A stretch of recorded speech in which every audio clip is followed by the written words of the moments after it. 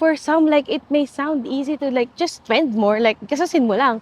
But then as someone na iniisip na, wait, worth it ba to? Wait, kailangan ko ba to? Wait, pwede namang, may alternative naman na mas mura.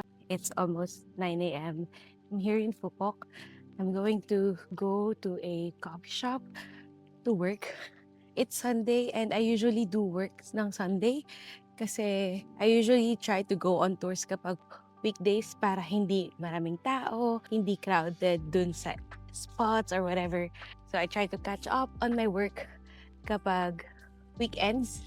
I don't know, kanina iniisip ko lang naman, no, na iniisip ba ng tao, like, bakit ako nagtatrabaho habang nakabakasyon?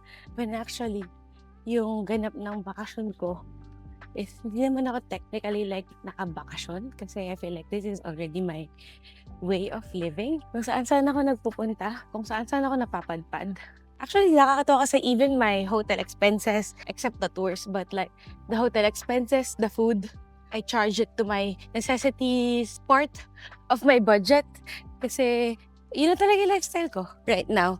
So, hindi ko na siya charge or hindi siya nakalagay sa Play account or sa parang travel fund or something like that. It may not sound necessity. I know it's not to many people, yeah. But since this is like my current life, this is how I currently do things. So that is how I do my financial management right now. And the thing is, minsan iniisip ko, ano lang to like parang judgment, more judgment sa sarili ko lang na, wait, am I overspending? Am I spending way too much? It's a yes and a no. Yes, I'm spending a lot. If we're talking about my older version, the Angela who makes only this amount every month. So I'm probably overspending in that sense. Yes, if it was like the old me. But no, because even if I do this lifestyle, to be honest, I'm still living below my means. I'm still living below what I can afford. Minsan nga, feeling ko sobrang tinitipid ko na sarili ko. It looks, quote-unquote, glamorous. But I can spend more actually. And that's what I'm teaching myself lately. To spend more. Ang hirap mag-spend more. I know na, it's a weird problem that I've been telling some of my close friends who would understand my situation or who would just listen.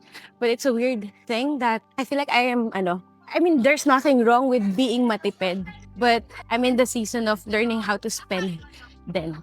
And learning how to spend is a hard thing, even when you have the money, because I have to unlearn and let go of that old version of me who can only spend a few money on some things.